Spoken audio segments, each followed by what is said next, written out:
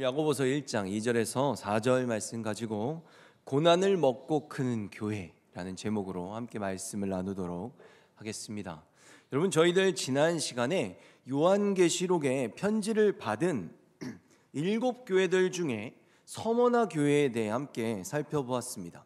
그 뒤에 이어서는 버가모 교회와 두아디라 교회가 나옵니다.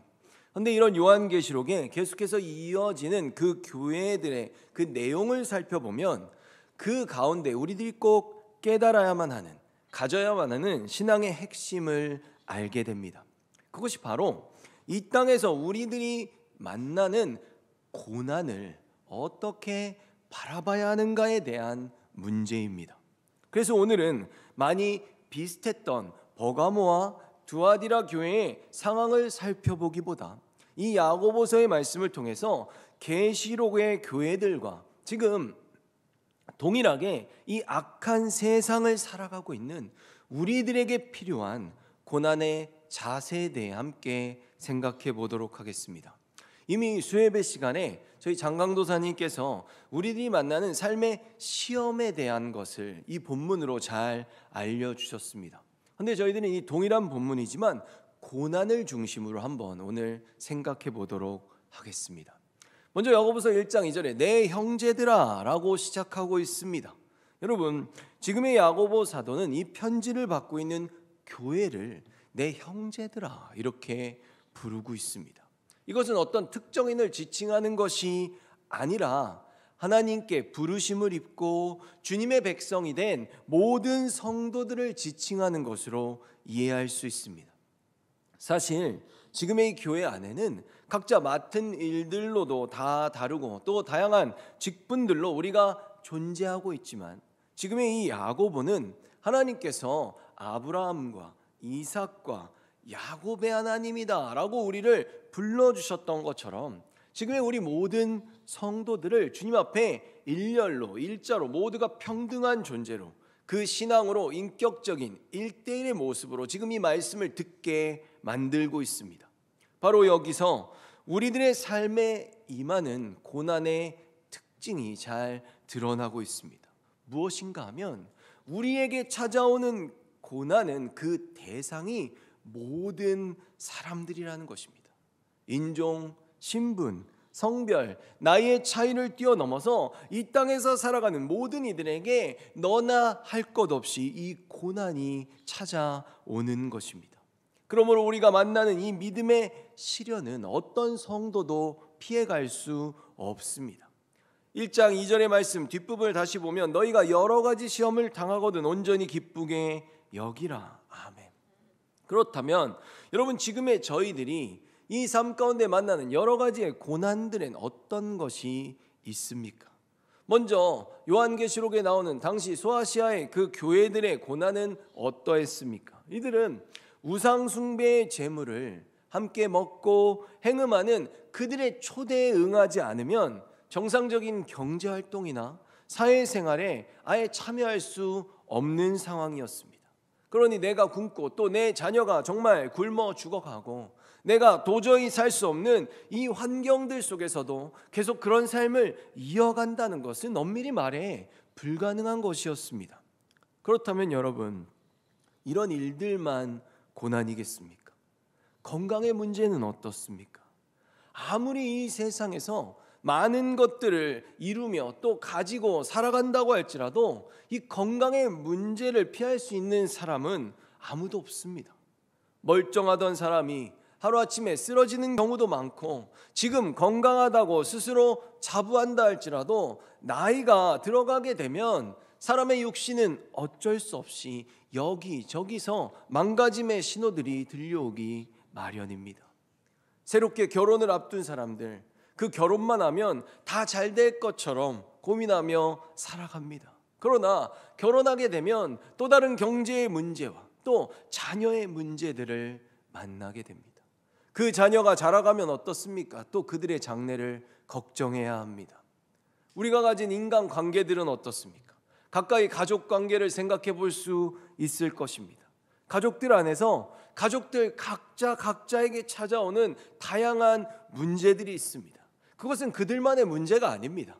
돈이든 건강이든 이혼과 폭력이든 아니면 다양한 중독의 문제를 포함해서 이 수많은 문제들은 그 또 다른 문제들을 야기하기 때문입니다. 히브리서 12장 8절의 말씀을 보면 아들이면 훈계를 받게 마련입니다. 만일 여러분에게 아무 훈계가 없다면 여러분은 사생아이며 참 아들이 아닙니다. 아멘. 여러분, 지금 성경이 뭐라고 말하고 있습니까? 여기서의 훈계는 고난의 징계를 말하는 것입니다. 그런데 이것이 만약 없다면 오히려 너희들은 하나님의 자녀가 아니라고 말하고 있습니다.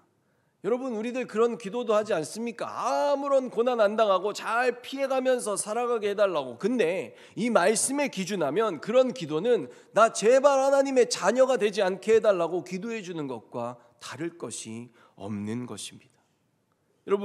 여러분께서 자녀를 키우시는데 자녀가 무언가를 잘못하고 있습니다. 부모님의 눈에 그것이 보입니다. 그래서 그것을 조금만 더 지속하게 되면 위험한 일이 벌어질 것 같습니다.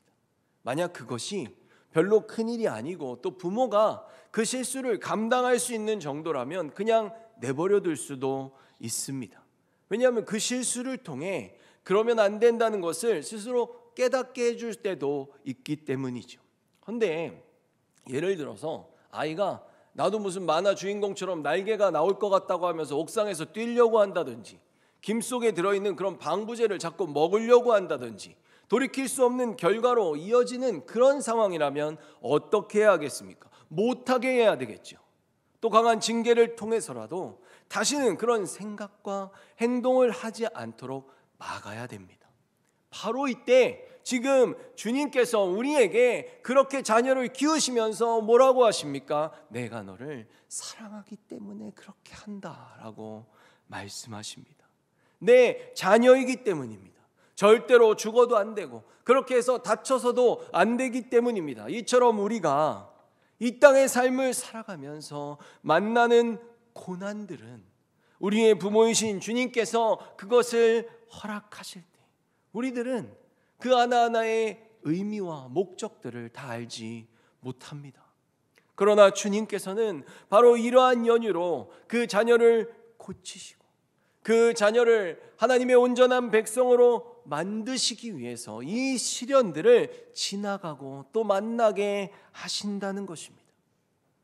1장 2절의 중간에 너희가 여러 가지 시험을 당하거든 이라고 말합니다. 둘째로 시련은 그 시간이 따로 정해져 있지 않습니다. 여러분, 지금 이곳에 나오는 당하거든 이라는 이 표현은 시간의 개념을 포함하고 있습니다. 그래서 이것은 언제든지 또는 당할 때마다 라는 의미를 갖습니다. 무엇입니까? 고난과 시련은 때가 정해져 있지 않다는 것입니다. 여러분, 시련은 절대로 예고하고 찾아오지 않습니다. 그러니까 우리들이 이 삶의 모든 시간을 지날 때 언제나 이 수많은 고난들에 우리들은 항상 노출되어 있는 것입니다. 따로 시간이 정해져 있지 않으니 그것을 당하는 우리들에게는 그것이 일어날 때 더욱더 힘들게 느껴지는 것입니다. 그러므로 이 전 시간적인 이 시련은 절대로 우리들이 스스로 선택한다거나 피하고 싶다고 해서 피할 수 있는 것이 아닙니다. 그러므로 저희들은 이런 고난의 시간을 대비해서 늘 깨어 있어야 하는 것입니다. 여러분, 이 부분도 많은 사람들이 오해하는 부분입니다. 왜냐하면 우리들의 영적 깨어 있음은 바로 이런 믿음의 시련들을 피하라고 깨어 있으라는 것이 아니기 때문입니다. 오히려 그 시련들을 정말 시련답게 주님의 뜻대로 잘 받아서 성장하기 위해 우리는 깨어 있어야 하는 것입니다.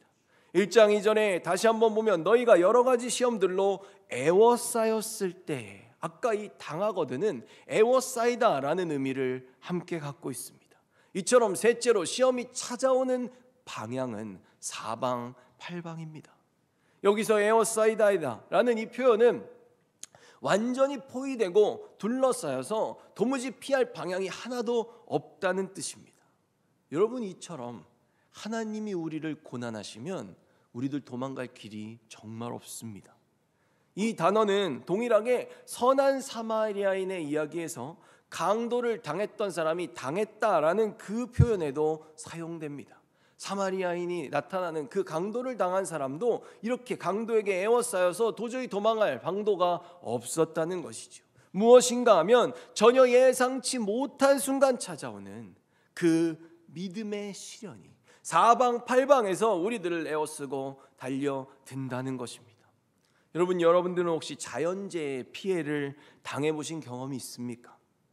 우리가 이렇게 평소에는 잘 몰라요. 비도 조금 오고 눈도 조금 오면 잘 실감하지 못합니다. 근데 저희들 얼마 전에도 비가 굉장히 많이 와서 큰 어려움을 겪지 않았습니까? 제가 미국에 있을 때도 2011년에 제가 있던 지역에 토네이도가 하룻밤에 360개가 넘게 발생한 사건이 있었습니다. 보통 이 소용돌이가 막 돌아다니면서 그 주변을 다 부수는 걸 토네이도라고 하는데 보통 하나만 생겨도 굉장히 위험하고 무섭습니다. 집이고 학교고 뭐고 다 할 거 없이 그 지나가는 자리에 있는 것들은 모조리 파괴해버리기 때문입니다. 그런데 이것이 엄청난 기상이변이 일어나서 4개의 주에 1개의 주가 우리나라보다도 다 크지요. 근데 그 장소들에서 동시다발적으로 이것이 360개가 넘게 일어난 것입니다. 아파트고 체육관이고 학교고 뭐고 할 것 없이 다 부셨습니다. 근데 이것이 그 남부 지역 전체의 전력을 감당하는 그 원자력 발전소의 봉을 부셔버린 것입니다. 저는 그때 저녁 때 경원이가 그때는 아주 어린 시기였고 지연이는 태어나지 않았을 때였습니다. 근데 집사람이 저녁에 저녁을 하려고 밥통을 이렇게 눌러놨는데 갑자기 모든 불이 탁 꺼지는 거예요. 근데 여러분 도시 전체가 정전된 걸 혹시 보신 적이 있습니까? 이게 두꺼운 먹구름까지 끼어 있으니까 굉장히 무섭더라고요. 핸드폰이 이 기지국들이 전기가 다 나가니까 핸드폰이 안 터집니다. 그래서 전화기도 안 되고 인터넷도 안 되고 TV도 안 되고 심지어 라디오도 안 됐습니다. 전기가 안 들어오니까 주유소에 가도 기름을 넣는 기계가 작동을 안 하니까 기름을 넣을 수가 없는 겁니다. 모든 마트들의 결제 수단이 다 멈추니까 카드는 뭐 소용이 없더라고요. 그래서 장사들이 가게 문을 다 닫아버렸습니다. 허겁지겁 집에 가서 남은 음식을 찾았는데 마침 또 장을 볼 때가 되니까 남은 것이 집에 식빵 2조각밖에 없었습니다. 그래서 경원이한테 한쪽 먼저 주고 사실 처음에는 그냥 촛불 켜고 몇 시간만 기다리면 이 불이 들어올 줄 알았습니다. 상황을 몰랐기 때문이죠. 근데 제가 한국 같은 줄 알고 빨리 고칠 줄 알았는데 그렇게 하고 만만하게 생각했던 겁니다. 몇 시간만 흐르면 이렇게 들어올 거라고 생각했는데 오늘은 안 들어올 것 같아서 안 되겠다 이러고 잤는데 아침에 일어났는데도 전기가 들어오지 않았습니다. 둘째 날 아침에 경원이한테 남은 빵 하나 주고 밖으로 나갔는데 모든 가게들은 여전히 문을 닫아놓은 상태였습니다. 그렇게 전기가 들어오기까지 일주일을 기다렸습니다. 참으로 견디기 쉽지 않은 시간이었습니다. 근데 여러분, 신자에게 찾아온, 아니 우리들 모두에게 찾아오는 이런 삶의 어려움과 시련들이 정말 언제 어디서 어떻게 치고 들어올지 우리들 아무도 모른다는 것입니다. 그래서 지금 말하지 않습니까? 사방팔방에서 애워싸며 다가오는 여러 가지 시험이라고 말입니다. 이 여러 가지라는 뜻이 색깔로 표현하면 다채롭다는 뜻을 갖습니다. 무슨 말입니까? 신자가 당하는 고난은 총천연색입니다. 우리가 당하는 고난은 모든 시간과 모든 공간, 그렇게 모든 삶의 자리에서 늘 언제나 항상 일어날 수 있다는 것입니다. 그러므로 이렇게 하나님께서 우리들을 단련하시고 세워가시는 시련의 시간들, 그 연단의 경험들을 저희들 결코 가볍게 받아들일 문제가 아닙니다. 그런데 여러분, 이 말씀을 볼 때 우리들을 가장 당황스럽게 만드는 것은 도무지 감내할 수 없고 대비할 수 없는 그 막을 수도 없는 이 시험 자체가 아닙니다. 1장 2절의 말씀에 뭐라고 말합니까? 너희가 여러 가지 시험을 당하거든 온전히 기쁘게 여기라. 온전히 기쁘게 여기라. 바로 이 부분입니다. 기뻐하라는 것이죠. 이것이 이해가 되십니까? 아니 도대체 언제 어떻게 왜 기뻐해야 되는 것입니까? 3절에 이어가고 있습니다. 여러분은 믿음의 시련을 통하여 인내심이 성장한다는 것을 알고 있습니다. 아멘. 여러분, 우리들이 수많은 이 전방위적인 시련을 기뻐해야 하는 이유를 지금 뭐라고 말합니까? 우리들이 이 고난을 통해서 인내심이 성장한다는 것을 알고 있기 때문이라고 말합니다. 여러분, 저희들 여기서 잘 받아들여야 되는 이 핵심이 나오고 있습니다. 믿음의 시련이 인내를 만들어내는데 바로 그 인내를 통해서 우리가 하나님의 백성다운 모습으로 성장하게 된다는 것입니다. 사람들은 그런 말을 하죠. 나는 잘 못 참아. 아니, 난 안 참아. 아니, 내가 왜 참아? 근데 바로 이런 고난을 감내하는 것이 하나님께서 지금 우리들에게 믿음의 시련을 주시는 이유라는 것입니다. 그 인내심을 키움으로써 믿음의 성장을 얻게 하기 위함인 것이죠. 그리고 그런 인내를 거듭하는 삶 속에서 우리들은 기뻐해야 하는 것입니다. 그러므로 하나님께서 정말로 크게 쓰시고자 하는 우리 성도들의 그 믿음의 실력이라는 것은 무언가를 뛰어나게 잘 알고 있는 신앙의 지식에서 비롯되는 것이 아닙니다. 우리들의 믿음의 실력은 바로 여러 가지 시련들을 통해 힘들고 아프고 고통스러움에도 불구하고 이것을 인내할 수 있음에 그 믿음의 실력이 있는 것입니다. 그러면서 뭐라고 말합니까? 인내를 하면 할수록 성장한다고 말합니다. 무슨 뜻입니까? 인내도 자꾸 하면 는다는 것입니다. 근데 왜 참습니까? 주님 때문에 참는 것입니다. 나 때문만이라면 참지 않지요. 자존심 세울 수 있지요. 근데 지금 너무 배고프고 지금 너무 억울하고 지금 너무 답답한데 왜 참습니까? 다 주님 때문에 참는 것입니다. 주님이 나를 이 자리에 세우셨으니까 그렇게 하는 겁니다. 소아시아의 교회들도 왜 거기서 참고 그렇게 타협하지 않고 살아갑니까? 하나님이 그 시간대, 그 장소에 그들의 인생을 그곳에 두셨기 때문입니다. 그래서 그 황제에게 한마디만 하면 잘 먹고 잘 살 수 있는데 그거 한마디를 하지 않는 것이고, 내가 주님만 잘 섬기며 살아야 하니까 우상의 제물을 먹고 그들에 동참하지 않았던 것입니다. 이렇게 우리가 주님의 성품을 삶의 모든 영역에서 드러내기 위해서 내가 손해보고 내가 포기하면서도 그렇게 인내하며 살아가는 것입니다. 지금 성경은 바로 이것이 우리들의 믿음의 성숙이고 성장이고 우리의 실력이라고 말하고 있습니다. 그럼 여러분, 누가 믿음 좋은 사람입니까? 잘 견디고 잘 참는 사람입니다.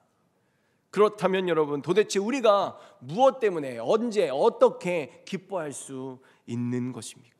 이렇게 힘든데, 그럼에도 불구하고 내 육성 다 이기고 참고 있는데 도대체 어느 순간에 우리 보고 기뻐하라고 지금 이렇게 말씀하시는 것입니까?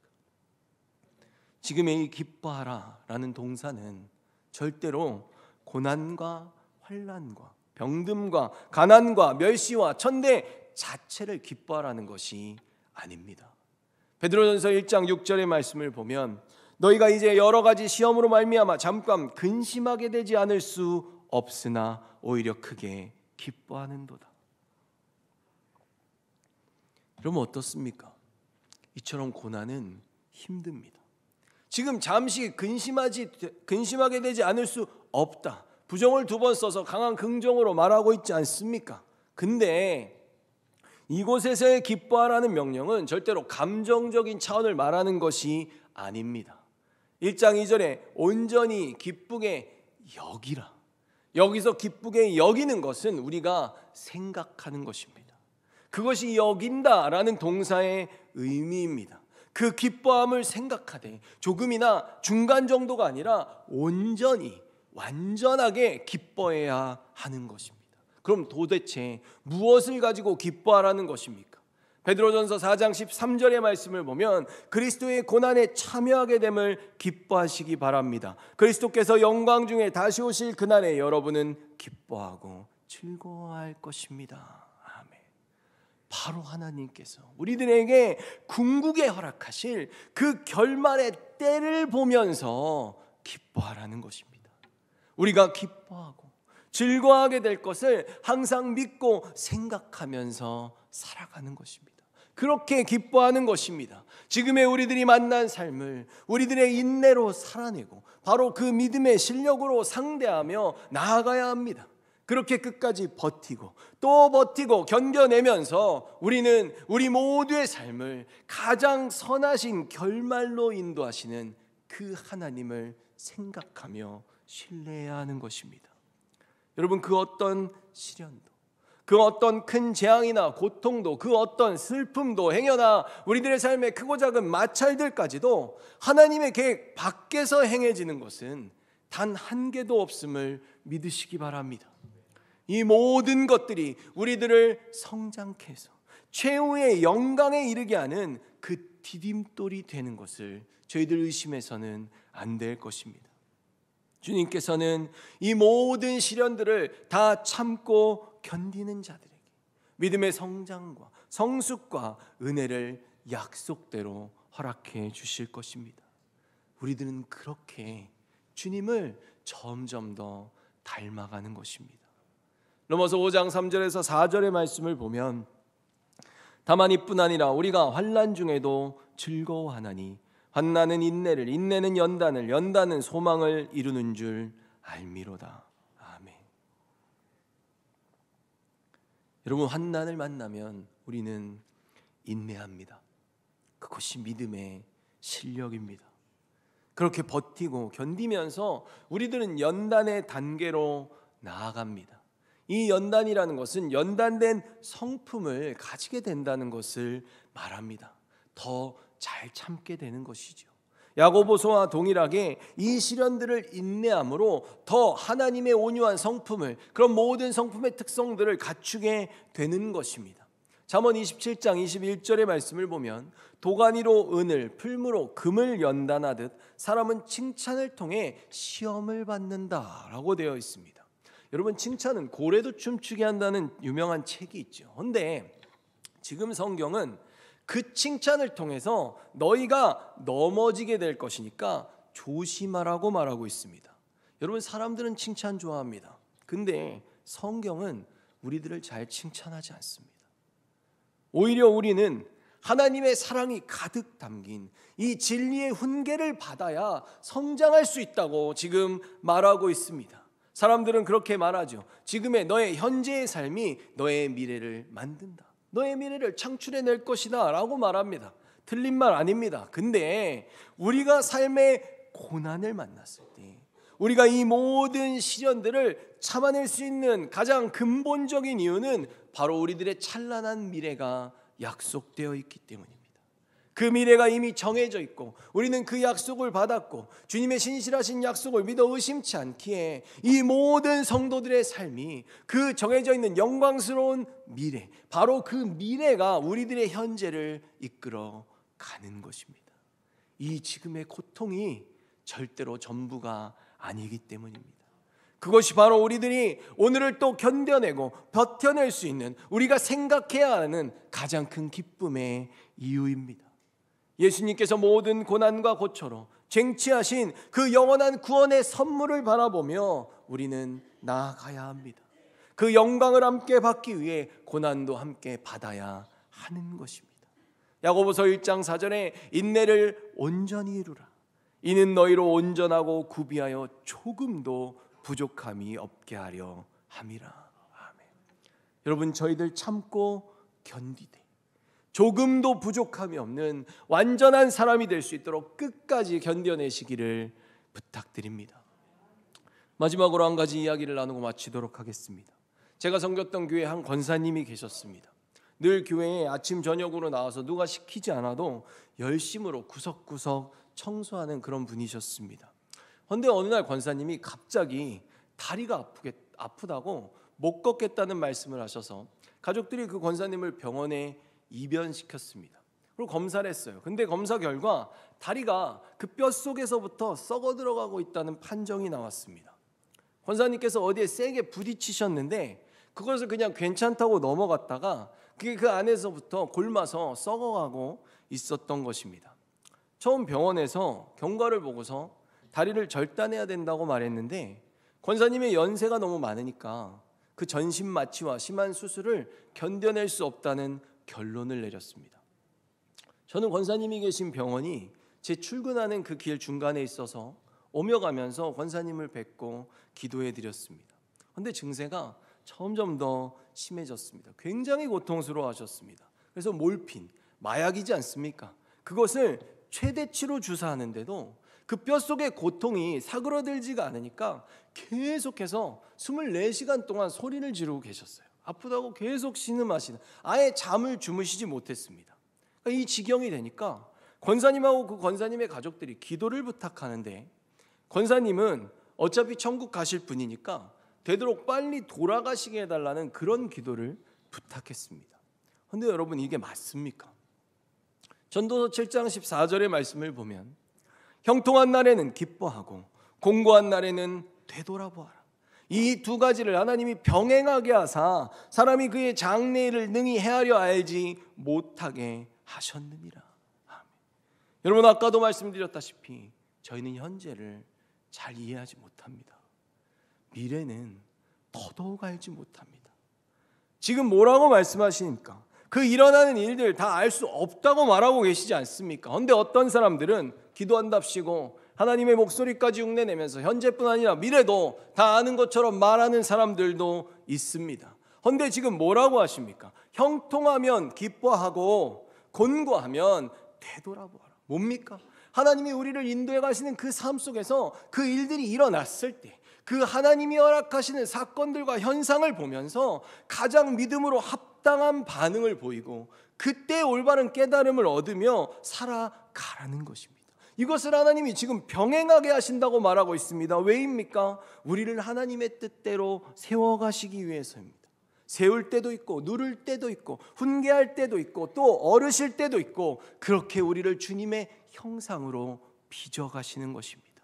이 말씀의 마지막 부분이 너무나도 중요합니다. 사람이 그 장래일을 능히 헤아려 알지 못하게 하셨느니라. 이게 무슨 뜻이냐면 하나님이 우리 인간들에게 미래를 알지 못하게 우리를 그렇게 만들어 놓으셨다는 뜻입니다.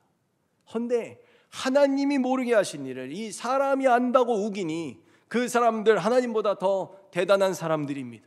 그런데 그런 사람들이 사는 걸 보면 참으로 초라하기 짝이 없습니다. 맨날 안다고 해놓고서 자신들이 말한 대로 되지 않으니까 다른 사람들 핑계대고 누가 믿음이 없어서 이루어지지 않았다고 욕하고 스스로 이래서 저랬다 저래서 이랬다 변명하며 살아가기에 바쁘기 때문입니다. 정말 아무것도 아닌 죄인인 인간들이 미래를 운운하며 하나님 놀이하는 거 굉장히 악한 일입니다. 그렇게 권사님께서 24시간 동안 쉬지 않고 고통의 신음을 나면서 그 시간을 지내시다가 어느 날 갑자기 놀랍게도 잠시 아픔이 그치는 시간이 찾아왔습니다. 제가 그날도 어김없이 병실에 찾아갔는데 가만히 앉아 계시더라고요. 그래서 제가 권사님 괜찮으세요? 라고 하니까 오늘은 이상하게 별로 아프지가 않다고 말씀하시면서 저에게 권사님의 이야기를 들려주셨습니다. 권사님은 처음 아플 때 당신이 정말로 천국에 갈 만한 사람이라는 생각을 하셨다는 것입니다. 시도 때도 없이 교회를 위해 헌신하는 나를 하나님이 얼마나 기뻐하실까라는 그런 나름의 확신이 있으셨다는 것이죠. 그런데 이런 말도 안 되는 고통의 시간이 찾아오자 말씀하시기를 다른 사람들이나 목사님은 못 들었겠지만 나는 내 입에서 쉴 새 없이 하나님을 욕했다는 것입니다. 왜 나한테 이러는 거냐고, 왜 내가 이런 고통을 당해야 하느냐고 말입니다. 그런 원망의 시간들을 보내고 있는데 문득 권사님이 젊을 때 하나님을 잘 모르고 내 마음대로 내 뜻대로 내 자녀 키우면서 직장 다니고 마음대로 죄 짓고 살았던 시간들이 주마등처럼 지나갔답니다. 그러면서 내가 얼마나 나쁜 사람인지 다 생각났다는 거예요. 그래서 내가 하나님께 나는 선하고 좋은 사람인 줄 알았는데 이 세상에 나보다 나쁜 인간이 없다며 목사님 저 정말로 나쁜 사람입니다 라는 말을 반복하셨습니다. 그래서 내가 교만한 거 다 회개하고 이제 나 예수님만 믿고 천국 가게 해달라고 원망이 회개가 되고 그 회개가 믿음의 기도로 바뀌었다는 것입니다. 그러면서 하시는 말씀이 나에게 이 시간이 없었으면 저 어쩌면 지옥 갔을지도 몰라요 라고 말씀하시면서 웃으셨습니다. 제가 만난 날이 화요일 정도였고 권사님은 그 주에 돌아가셨습니다. 여러분, 권사님이 당하신 고난은 갑작스러웠고 그 무엇보다도 고통스러웠고 도저히 도망칠 방도가 없는 죽음의 고통이었습니다. 그런데 이 숨이 붙어 있으니까 권사님께서는 그 고난의 시간을 살아낼 수밖에 없었던 것입니다. 그런데 결국 주님께서 권사님을 너무 사랑하셔서 회개하고 또 예수님만 믿고 가장 온전하고 복된 구원으로 이 시련을 통해 권사님을 인도하셨습니다. 정말 아무것도 모른 채 빨리 돌아가시게만 해달라는 그 기도를 했던 사람들, 그들은 감히 하나님이 정하신 생명의 시간이 그 생명의 시간의 주인이 주님이신데 그 주권을 침해하는 경거망동을 벌인 것입니다. 여러분, 우리들은 고난의 이유도 그리고 나의 가까운 미래의 일도 알 수 없습니다. 그러나 분명한 것은 우리가 고난을 먹고 크는 하나님의 교회라는 것입니다. 그 고난을 믿음으로 견디고 버티고 또 버텨낼 때 그 시간들이 우리의 실력이 되고 영적 성장의 원동력이 되는 것입니다.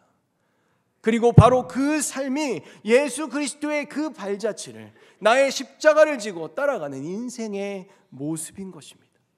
요한계시록 2장 17절의 말씀을 보면 귀 있는 자는 성령이 교회들에게 하시는 말씀을 들을지어다. 이기는 그에게는 내가 감추었던 만나를 주고. 아멘. 여러분, 만나는 이스라엘 백성들이 도저히 살 수 없는 그 황량한 광야에서 뭔지를 알 수도 없는 양식이 하늘에서 내리니까 그것을 먹고 40년을 살았던 양식입니다. 이것은 생명이 없는 이 세상, 살 수 없는 이 세상, 고난으로 가득 찬 이 세상에서 오직 우리를 살리기 위해 생명의 양식으로 오신 예수님을 예표하고 있습니다. 결국 주님께서는 끝까지 믿음으로 인내하는 이 땅의 모든 성도들에게 이 생명의 만나를 주실 것입니다. 그러니 여러분, 저희들 아무리 많은 고난을 만난다고 할지라도 우리가 고난으로 하나님이 우리를 키우신다고 하지 않습니까? 그 인내가 우리를 하나님의 백성답게 만든다고 하지 않습니까? 여러분들 자녀를 언제까지 키우십니까? 부모는 자녀를 평생 동안 키우는 겁니다. 언제든지 기도해야 되고 언제든지 걱정하며 그들의 평생을 책임지고자 하는 것이 부모의 마음이지 않습니까? 하나님이 우리들을 그렇게 키워가고 계십니다. 이 믿음의 시련은 끝나지 않습니다. 그러니 우리들 언제나 우리들에게 최후에 주어질 그 기쁨의 날을 항상 생각하면서 잠든 소망 가운데 또 하루를 살아가기를 예수 그리스도의 이름으로 축원합니다.